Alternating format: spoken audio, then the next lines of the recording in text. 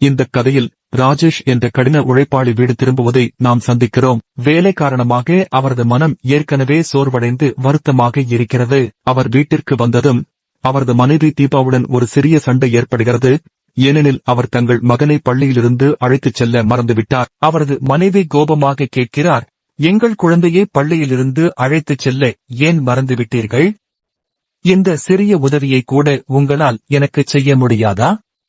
கோபத்தை அடக்க முடியாமல் ராஜேஷ் சென்னை நகரத்தின் பரபரப்பான தெருக்களில் வாகனம் ஓட்டுகிறார். அவர் தனது மனதில் சண்டையை மீண்டும் மீண்டும் நினைத்துக் கொண்டே இருக்கிறார். இவ்வளவு சிறிய விஷயத்திற்கு இது ஒரு பெரிய விஷயமா என்று கவலைப்படுகிறார். அவர் வாகனம் ஓட்டிக் கொண்டிருக்கும் போது எதிர்பாராத விதமாக ஒரு வளைவில் மற்றொரு பைக்கில் மோதிவிடுகிறார். இருவரும் கீழே விழுகிறார்கள். கோபமாக கேட்க தயாரான ராஜேஷ் அந்த மனிதன் அழுவதை பார்த்து அதிர்ச்சியடைந்தான். அந்த மனிதன் கண்ணீருடன் மன்னிப்பு கேட்டு, நான் என் மகனை பார்க்கப் போகிறேன். அவனுக்கு ஒரு விபத்து ஏற்பட்டுள்ளது.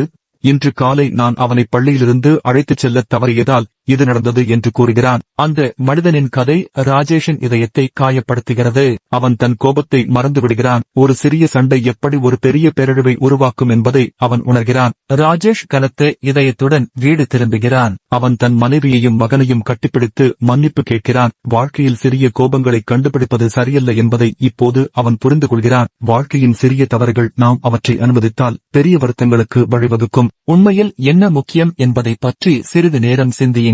மேலும் ஊக்கமளிக்கும் கதைகளுக்கு லைக், ஷேர் மற்றும் சப்ஸ்கிரைப் செய்யுங்கள். ராஜேஷின் இடத்தில் நீங்கள் என்ன செய்திருப்பீர்கள்? கருத்துகளில் எங்களுக்கு தெரியப்படுத்துங்கள்.